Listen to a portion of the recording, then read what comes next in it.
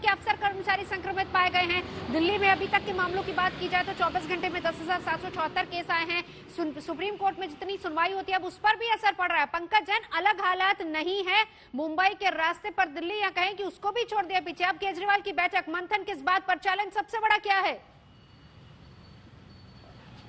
देखिए, सबसे बड़ी चुनौती फिलहाल दिल्ली सरकार के सामने है कि बेड्स की कमी को कैसे पूरा किया जाए। हालांकि दिल्ली में फिलहाल 12,000 से ज्यादा बेड्स की उपलब्धता है, लेकिन हम बात करें नवंबर 2020 की, तब 8,000 से ज्यादा सबसे ज्यादा मामले दर्ज हुए थे और तब जो टोटल बेड्स थे उनकी संख्या 18,000 से ज्यादा थी और अभी ये 12,000 से ज्यादा है। तो सरकार को यहाँ पर मंथन करना होगा कि बेड्स की कमी को कैसे पूरा किया जाए, क्योंकि सबसे ज्यादा जरूरत पड़ रही है ऑक्सीजन बेड्स की। और जो प्राइवेट अस्पताल है उनका आंकड़ा कल जब हमने शाम को निकाला तो देखा कि 50 से ज्यादा ऐसे अस्पताल है जहां पर आईसीयू बेड्स और वेंटिलेटर बेड्स है ही नहीं। तो ऐसी स्थिति में मीटिंग जो है दिल्ली सचिवालय में शुरू हो चुकी है। मुख्यमंत्री अरविंद केजरीवाल स्वास्थ्य मंत्री के साथ, मुख्य सचिव के साथ, स्वास्थ्य सचिव के साथ इस बात को लेकर चर्चा कर रहे हैं कि आगे की रणनीति क्या होना चाहिए। और इस बैठक में नवजोत कई अहम फैसले भी लिए जा सकते हैं। तो फिलहाल यहाँ पर एक्टिव मरीजों की संख्या काफी तेजी से बढ़ रही है और साथ ही साथ होम आइसोलेशन में जो तमाम लोग इलाजरत हैं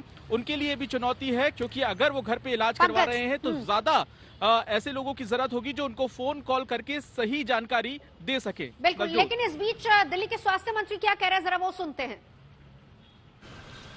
कल दिल्ली में 10,774 10,774 पॉजिटिव केसेस आए थे।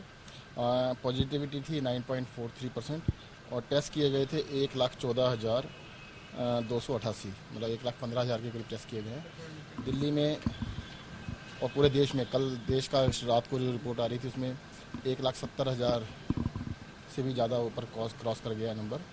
तो दिल्ली में भी नया मतलब लेवल पे कोरोना पहुंच रहा है और पूरे देश में भी।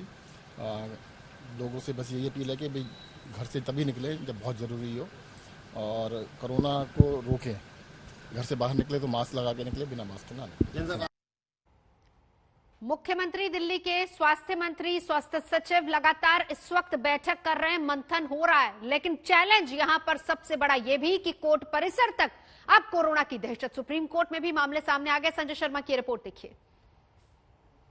कोरोना के कहर से सुप्रीम कोर्ट भी अछूता नहीं है। सुप्रीम कोर्ट में टोटल स्टाफ की देखें तो लगभग 45 से ज्यादा लोग कोरोना पॉजिटिव हुए हैं। इसके अलावा बहुत सारा स्टाफ ऐसा है जिनके अंदर कोरोना के लक्षण हैं, यानी किसी को खांसी है, किसी को गले में खराश है, किसी को सर्दी है, किसी को जुकाम है और किसी को बुखार भी।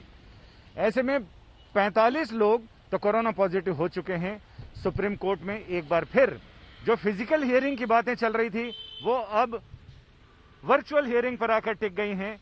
सुप्रीम कोर्ट में पूरे परिसर में सैनिटाइजेशन किया जा रहा है, सैनिटाइज किया जा रहा है पूरे परिसर को, क्योंकि रजिस्ट्री स्टाफ की बात करें, जो रजिस्ट्री के रजिस्ट्रार हैं उनका स्टाफ, उनमें से अधिकतर लोग कोरोना पॉजिटिव हैं। इसके अलावा जो लोग जजेस के संपर्क में रहते हैं स्टाफ के लोग, यानी पर्सनल स्टाफ के लोग, उसमें से बहुत सारे लोग कोरोना पॉजिटिव हो गए हैं, जिनमें से लगभग 90 के करीब की रिपोर्ट आ चुकी है। बाकी की रिपोर्ट का इंतजार किया जा रहा है।